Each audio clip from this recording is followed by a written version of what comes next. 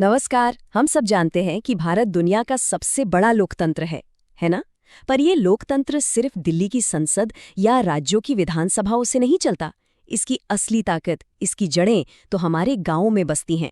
तो आज हम उसी कमाल की व्यवस्था को समझने वाले हैं जो लोकतंत्र की शक्ति को जमीन तक, बिल्कुल हमारे घर तक पहुंचाती है, यानी कि पंचायती राज व्यवस्था।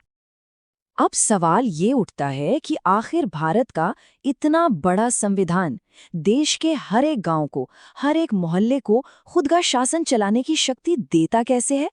इसका जवाब ना हमारे लोकतंत्र की सबसे गहरी बुनियाद में छिपा है। तो चलिए आज इसी सफर पर निकलते हैं और इस पूरी व्यवस्था को परत दर परत समझते हैं। तो आज हम क्या क्या जानेंगे? सबसे पहले देखेंगे कि संविधान और पंचायती राज का रिश्ता क्या है। फिर शासन के उस 3 स्तरीय ढांचे को समझेंगे। उसके बाद बात करेंगे ग्राम सभा की, जो सही मायनों में लोकतंत्र की नींव है। और ये भी देखेंगे कि पंचायतों को असली शक्ति मिलती कहाँ से है। और हाँ, आखिर में एक छोटा सा नॉलेज टेस्ट भी होगा, ये देखने के लिए कि हमने कितना कुछ सीखा। तो शुरू करते हैं पहले सवाल से। ये पूरी व्यवस्था आई कहाँ से? देखिए, ये कोई मामूली सरकारी पॉलिसी नहीं है। ये तो हमारे संविधान का एक बहुत ही जरूरी हिस्सा है, जिसे एक ऐतिहासिक बदलाव के जरिए इसमें जोड़ा गया था। और वो ऐतिहासिक बदलाव था 73वां संविधान संशोधन अधिनियम 1992। इसे सिर्फ एक कानून मत समझिए, ये अपने आप में क्रांति थी। इसने भारत में स्थानीय स्वशासन की, मतलब लोकल गवर्नेंस की पूरी तस्वीर ही बदल कर रख दी और पंचायतों को सिर्फ कागजों पर नहीं, बल्कि संविधान की असली ठोस शक्ति दी। तो फिर ये पंचायती राज है क्या? एकदम सीधे सरल शब्दों में कहें तो ये लोकल लेवल पर अपना शासन खुद चलाने का एक सिस्टम है। लेकिन सबसे बड़ी बात जानते हैं क्या है? इस 73वें संशोधन ने इसे केंद्र सरकार और राज्य सरकार के बाद शासन का तीसरा और बराबर का स्तर बना दिया। मतलब पावर अब सिर्फ राजधानियों तक सीमित नहीं रही, वो हर गांव तक पहुंच गई। और इस व्यवस्था को इतनी मजबूती देने के लिए पता है क्या किया गया? संविधान में एक पूरा का पूरा नया चैप्टर जोड़ा गया, भाग 9। इसमें अनुच्छेद 243 से लेकर 243 ओ तक सब कुछ साफ साफ लिखा है कि पंचायतों का स्ट्रक्चर कैसा होगा, उनके पास क्या शक्तियां होंगी और वो काम कैसे करेंगी।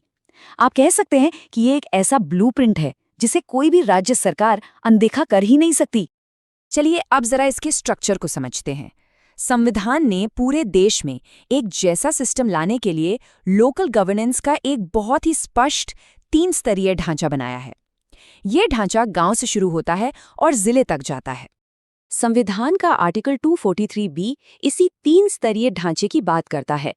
देखिए, सबसे नीचे इसकी नींव में है ग्राम पंचायत। बीच में आती है पंचायत समिति, जो इन सारी ग्राम पंचायतों को जोड़ने का काम करती है। और फिर सबसे ऊपर है जिला परिषद, जो पूरे जिले की देखरेख करती है। ये एक मजबूत पिरामिड की तरह है, जिसकी बुनियाद हमारे गांव हैं। ग्राम पंचायत ये गांव के शासन की रीढ़ की हड्डी है। हमारे रोज के जो मुद्दे होते हैं ना, जैसे सड़क, पानी, साफ सफाई, ये सब यहीं सुलझाए जाते हैं। असल में यही वो जगह है जहां डेमोक्रेसी का मतलब सिर्फ वोट देना नहीं होता, बल्कि रोज के फैसलों में सीधे तौर पर शामिल होना होता है।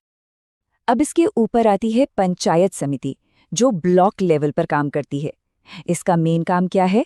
अपने एरिया की सभी ग्राम पंचायतों के काम में तालमेल बिठाना और सरकारी योजनाओं को लागू करवाना। एक तरह से ये गांव और जिले के एडमिनिस्ट्रेशन के बीच एक पुल का काम करती है। और इस पिरामिड में सबसे ऊपर है जिला परिषद। ये जिले में डेवलपमेंट के लिए सबसे बड़ी बॉडी है। ये पंचायत समितियों के काम पर नजर रखती है और पूरे जिले के लिए विकास का प्लान तैयार करती है। लेकिन एक मिनट, इस पूरे स्ट्रक्चर की आत्मा क्या है? वो कौन सी चीज है जो इसे जिंदा रखती है? वो है ग्राम सभा। जी हाँ, ये वो जगह है जहां लोकतंत्र सिर्फ चुने हुए प्रतिनिधियों का नहीं होता, बल्कि हर एक नागरिक का होता है। आर्टिकल 243A साफ कहता है कि ग्राम सभा ही गांव की असली संसद है। इसमें गांव का हर वो व्यक्ति सदस्य है जिसका नाम वोटर लिस्ट में है। ग्राम पंचायत तो बस एक वर्किंग कमेटी की तरह है, जिसे ग्राम सभा के फैसलों और निर्देशों पर ही काम करना होता है। गांव का पैसा कहाँ लगेगा, कौन सी योजना ज्यादा जरूरी है, ये सारे बड़े फैसले यहीं सबके सामने सब मिलकर लेते हैं। इसी को तो कहते हैं असली जनभागीदारी। अच्छा, सिर्फ एक ढांचा बना देना तो काफी नहीं होता है ना। संविधान बनाने वालों ने ये भी पक्का किया कि इन पंचायतों के पास असली पावर हो, ताकि वो असरदार तरीके से काम कर सकें, और इसके लिए उन्हें कुछ बहुत ही मजबूत संवैधानिक गारंटी दी गई। जैसे कि आर्टिकल 243D, जो सामाजिक न्याय की गारंटी देता है। ये पक्का करता है कि जो समुदाय सदियों से सत्ता से दूर रहें, जैसे कि अनुसूचित जाति, जनजाति, उनकी आवाज भी फैसले लेने में शामिल हो। और सबसे बड़ी बात, महिलाओं के लिए कम से कम 1/3 सीटों का आरक्षण। इसने तो गांव-गांव में लीडरशिप की एक पूरी नई पीढ़ी तैयार कर दी है। अब देखिए, शक्ति बिना पैसे की अधूरी है। इसीलिए आर्टिकल 243I के तहत हर राज्य में एक फाइनेंस कमीशन बनाना जरूरी है। ये कमीशन सिफारिश करता है कि राज्य सरकार अपनी कमाई का कितना हिस्सा पंचायतों को देगी। इससे क्या होता है? इससे पंचायतें अपने काम के लिए किसी पर निर्भर नहीं रहती, उन्हें एक तरह की फाइनेंशियल आज़ादी मिलती है। और लोकतंत्र की जान किसमें बसती है? आज़ाद और निष्पक्ष चुनावों में। आर्टिकल 243 के तहत एक स्वतंत्र राज्य चुनाव आयोग बनाया जाता है। इसकी जिम्मेदारी है ये देखना कि पंचायतों के चुनाव बिना किसी राजनीतिक दबाव के सही समय पर और बिल्कुल निष्पक्ष तरीके से हों। यही तो वो चीज़ है जो इस पूरी व्यवस्था पर लोगों का भरोसा बनाए रखती है। तो हमने इस पूरी शक्तिशाली व्यवस्था को काफी हद तक समझ लिया है। अब समय है अपनी याददाश्त को थोड़ा परखने का। तैयार हैं एक छोटे से क्विज के लिए? चलिए देखते हैं। पहला सवाल स्क्रीन पर है। किस संविधान संशोधन ने पंचायती राज व्यवस्था को संवैधानिक दर्जा दिया? आपके ऑप्शन है A 72वां, B 73वां, C 74वां या D 42वां। सोचिए जरा। और सही जवाब है ऑप्शन B 73वां संशोधन।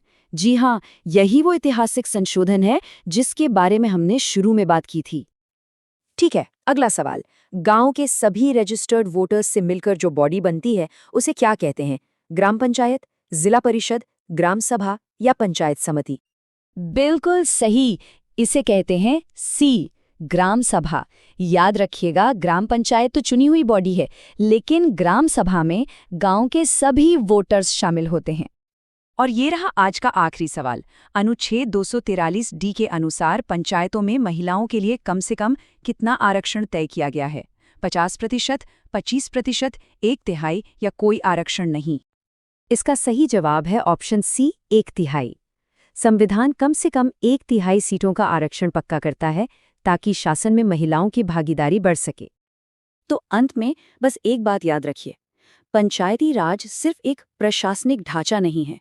ये शासन में हर नागरिक की भागीदारी को पक्का करने का एक संवैधानिक संकल्प है।